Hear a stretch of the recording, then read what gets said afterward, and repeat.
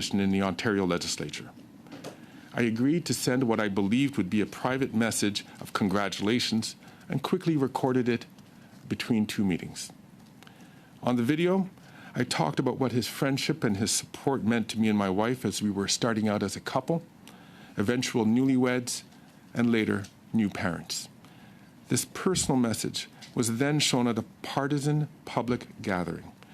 This should not have happened. Most importantly, if I had never recorded the message in the first place, it would never have happened. That's on me.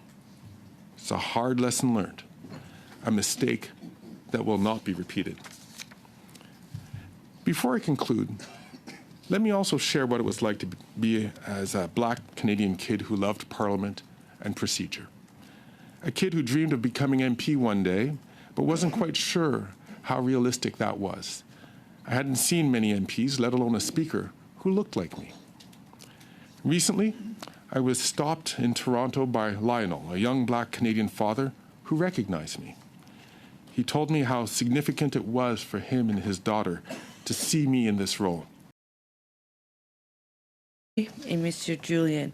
Mr. Cooper, 5 minutes to you through the chair. Thank you very much, Madam Chair. Mr. Fergus, you stated that you realized that it was a mistake when it had been aired publicly, and that if only you had a moment to reflect on it, you wouldn't have done that. You stated that as though the video were done in isolation, except that it wasn't done in isolation, because on the evening of December 1st, the day before the Liberal leadership announcement, an interview in the Globe and Mail, written by Laura Stone, was published, in which you praised Mr. Fraser and offered partisan comments. Did you think that that interview was going to be in private?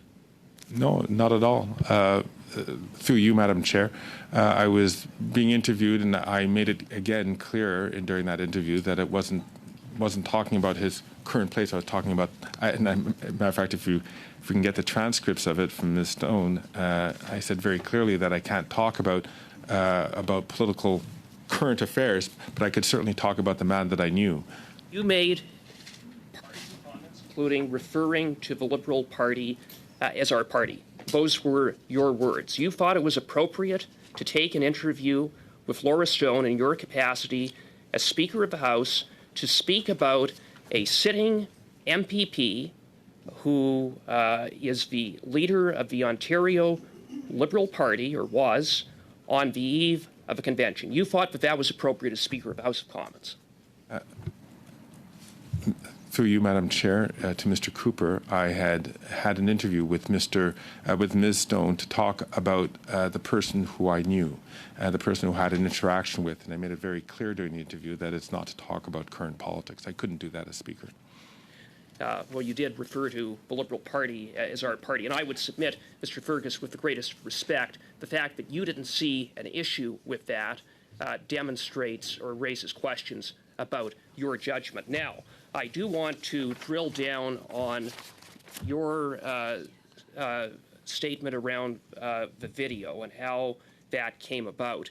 You said that you were approached by a family member of Mr. Fraser. Who was that family member? Through you, Madam Chair, I'd be happy to provide all the information on this.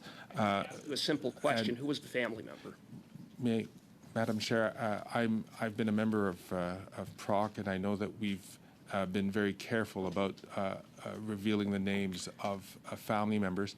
I'm happy to provide that information, and I will, to the clerk of PROC. But when was the request made? May I ask that the committee speak to Mr. Fraser and ask him if it's okay for him to reveal the name of the family member? Well, so I think I'm pausing the time for a second. I think what Mr. Cooper has done is move on, because we do know that you're undertaking to bring those documents. I will confirm that all members want those documents at the end of your appearance. We still have lots of time with you. But what I hear from Mr. Cooper is that he has moved on, asking when the request was made. So I feel Mr. Cooper hears what you're saying. I think he has the same regard. So the floor is back yours, Mr. Cooper. When was the request made? The request was made on November 27. November 27? That is correct. Okay, and in your statement to the House on December 4th, you stated that you were asked to record a video to be played at an intimate gathering. What was that intimate gathering? It was to be through you, Madam Chair, it was to be a surprise goodbye with members of Mr. Fraser's team to be played on December 1st. To be played at December 1st, and who was Mr. Fraser's team? I don't know, but I'm assuming it was close folks who had been... I presume you're talking about his political team? Would that be Mr. Fraser's team? I'm assuming it would comprise part of his political team, but it certainly could be other friends and family and gathering. And the event was to be held on December 1st. Where was the event? What location? I do not know. So you had no idea?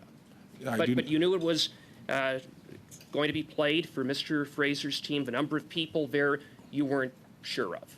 And as you indicated, part of that would have been his political team. So, Mr. Fergus, that again raises serious questions about your judgment. And when did you find out that it was played at the Ontario leadership announcement? What time before then were you alerted that it would be played? I wasn't alerted at all that it would be played.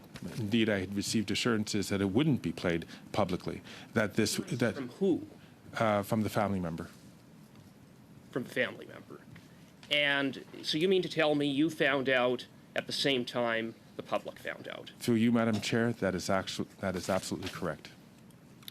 And you had indicated that a staff member recorded the video in your office. Who was a staff member who recorded the video? Okay. I've asked a simple question. You have asked a simple question. I'm taking by the response and the beep, beep, beep that we're not getting that answer, but it sounds... No, I'd be happy to provide that answer. I'm a little uncomfortable on again, it's a tradition of this committee and of this House is that the Member of Parliament is responsible for the actions of his or her staff. I could tell her that it was a staff member. Excellent. And it was So my I'm staff going to member from my home office. minimize, so I think that's kind of where I was getting to, but it does sound like you're agreeing to provide the documents. Once again, we will get committee to confirm that we would like those documents.